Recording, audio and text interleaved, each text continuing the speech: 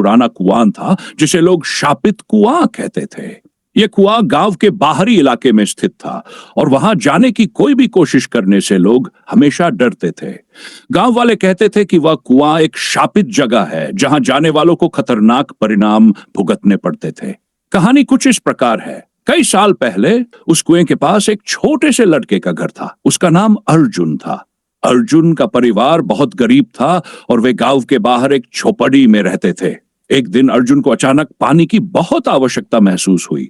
गर्मी बहुत थी और उसके पास पीने के लिए पानी भी खत्म हो गया था। गांव का एकमात्र कुआं दूर था, लेकिन अर्जुन को कोई और रास्ता नजर नहीं आया। उसने सोचा कि कुएं तक जाना कोई बड़ी बात नहीं है और वह अकेला ही वहां चला गया। लेकिन जैसे ही अर्जुन कुएं के पास पहुंचा, उसके दिल में एक अजीब सा डर समा गया। कुएं का पानी गहरा और काला था, जैसे उसमें कोई रहस्य छुपा हो। उसने पानी भरने की कोशिश की, लेकिन तभी अचानक उसे एक तेज आवाज सुनाई दी, जैसे कोई चीख रहा हो। अर्जुन डर के मारे पीछे मुड़ा, लेकिन तभी उसे कुएं से एक कटा फटा चेहरा दिखाई दिया। वह चेहरा बिल्कुल इंसानी नहीं था, बल्कि किसी भूत या आत्मा का था। अर्जुन के कदम थम गए और वह डर से कांपने लगा।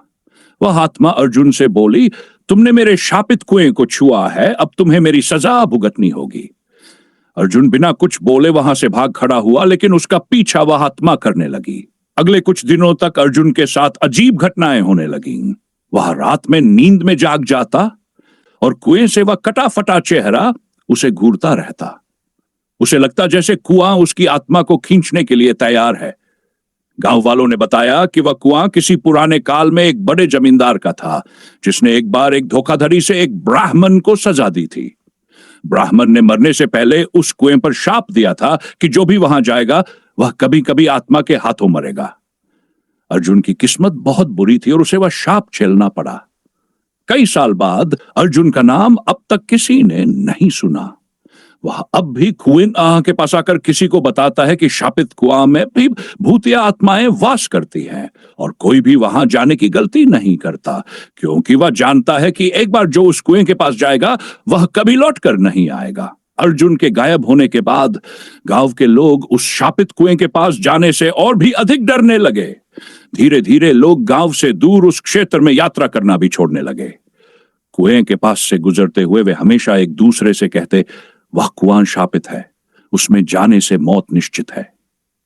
कई सालों बाद एक नई पीढ़ी के कुछ निडर युवा लोग गांव में आए। उनमें से एक लड़का था जिसका नाम अनिल था। अनिल एक साहसी और जिज्ञासु लड़का था।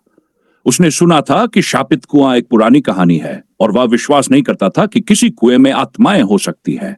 उसने तय किया कि वह इस डर को चुनौती देगा और सच जानने के लिए उस कुएं तक जाएगा।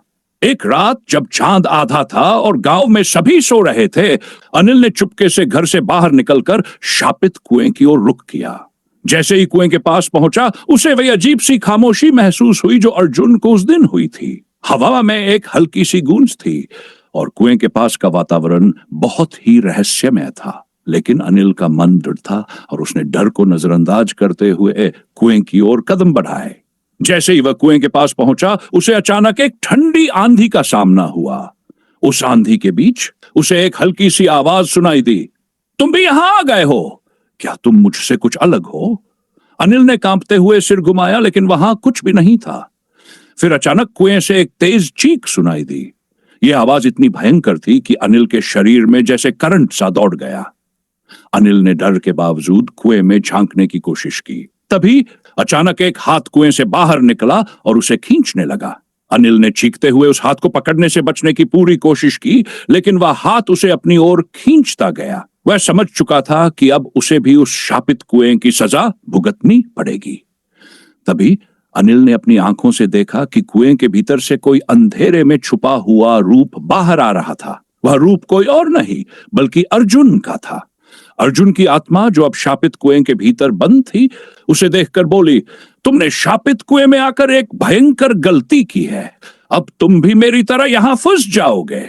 अनिल डर के मारे चिल्लाया, मुझे छोड़ दो।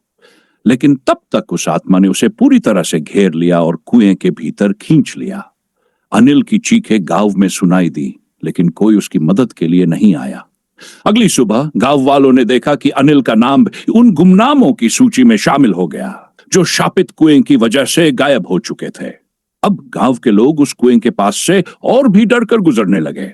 वे कहते थे कि जो भी उस कुएं के पास जाता है वह उसकी आत्मा को खुद में समेटकर वापस नहीं लौटता। कुएं के पास एक खौफनाक खामोशी और एक डरावनी हवा हमेशा चलती रहती थी, जैसे वह चेतावनी दे रहा हो, कोई भी मेरी ओर बढ़ेगा वह कभी लौटकर नहीं आएगा। और इस तरह शापित कुआं गांव वालों के लिए एक डरावनी याद बन गया, जिसे वे हमेशा दूर से देखते थे लेकिन कभी पास जाने की हिम्मत नहीं करते थे। शापित कुएं के बारे में गांव में एक डर और भी गहरा हो गया। लोगों ने यह मान लिया था कि वहां जाने से बचना ही सबसे अच्छा है।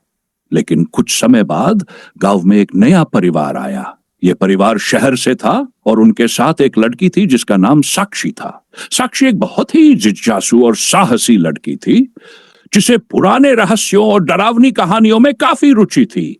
उसे सुनने में मजा आता था कि गांव वाले शापित कुएं के बारे में क्या कहते थे, और उसने ये ठान लिया कि वह इस रहस्य को हल करेगी। साक्षी ने एक दिन गांव के बुजुर्गों से शापित कुएं के बारे में पूछा तो उन्होंने उसे बहुत ही डरावनी कहानियां सुनाई। लेकिन साक्षी का मन और भी चिढ़ गया। उसने सोचा, इतनी सारी भूतिया बातें सुनने के बाद भी अगर मैं खुद देखूं तो सच का पता चलेगा। एक शाम जब सूरज ढलने वाला था, साक्षी अकेले शापित कुएं की ओर चल पड़ी। गांव के लोग उसे रोकने की कोशिश करते रहे लेकिन वह नहीं मानी। जैसे ही साक्षी कुएं के पास पहुंची, उसके दिल की धड़कन तेज हो गई। वहां की हवा में कुछ अजीब सा था। एक ठंडी लहर उसके शरीर से गुजर गई, जैसे कुआं उसे अपनी ओर खींच रहा हो। फिर भी साक्षी ने हिम्मत नहीं हारी। उसने कुएं के पास जाकर देखा और उसमें झांका। अचानक उसे कुछ ऐसा महसूस हुआ जैसे कोई भारी कदम उसकी ओर बढ़ रहा हो। साक्षी ने मुड़कर देखा लेकिन वहां कोई नहीं था। फिर अचानक कुएं से एक जोरदार चीख सुनाई दी। वह चीख इतनी तेज थी कि साक्षी के कानों में बजने लगी। वह डर के बावजूद आगे बढ़ी और कुएं के अंदर झांका। उसी क्षण कुएं के पानी में कुछ हलचल हुई और उसमें से एक रूप बाहर आया। यह वही अंधेरा रूप था जिसे अर्जुन और अनिल ने देखा था। साक्षी की आंखों में डर था लेकिन वह समझ चुकी थी कि अब उसका सामना उस रहस्य से होगा जो सबको डरा रहा था। रूप धीरे धीरे बाहर आया और बोला, तुमने भी मेरी ललकार को नकार दिया, अब तुम भी मेरी तरह शापित हो। साक्षी ने खुद को संभालते हुए कहा, तुम कौन हो, क्या चाहते हो?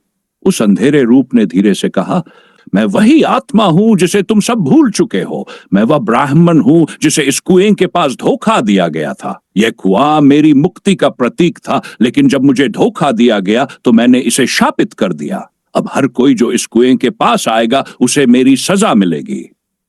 साक्षी ने कहा, मैं तुम्हें शांति दिलाना चाहती हूं। अगर तुम मुझसे अपना रहस्य साझा करोगे तो मैं तुम्हारी मदद कर सकती हूं। रूप ने कहा, तुम मेरी मदद नहीं कर सकती। तुम सब मुझे भूल गए हो और अब मैं भी तुम्हें नहीं छोड़ूंगा। जैसे ही रूप ने यह कहा, साक्षी को महसूस हुआ कि उसके चारों ओर अंधेरा और घना हो गया है। उसने अपनी आंखें बंद की और वह सब कुछ छोड़ दिया जो हो रहा था। जब उसकी आंखें खुली तो वह पाया कि वह अब कुएं के अंदर नहीं बल्कि एक अंधेरे और ठंडे स्थान पर खड़ी थी। वहां कुछ भी दिखाई नहीं दे रहा था, लेकिन उसे महसूस हो रहा था कि वह उस आत्मा के साथ एक अजीब सी लड़ाई में फंस चुकी है। अब साक्षी को यह समझ आ गया था कि यह केवल एक भूतिया आत्मा की लड़ाई नहीं थी, बल्कि यह कुआं एक पुराने समय के अन्याय का प्रतीक था। उसे यह भी एहसास हुआ, अगर उसे शाप से मुक्ति पानी है तो उसे उस ब्राह्मण की आत्मा की शांति के लिए कुछ करना होगा। उसने ठान लिया कि वह इस रहस्य को सुलझाकर ही रह जाएगी, चाहे इसके लिए उसे कितनी भी कष्टों का सामना करना पड़े। अब उसकी यात्रा का असली आरंभ हुआ, शापित कुएं को शांति दिलाने के लिए।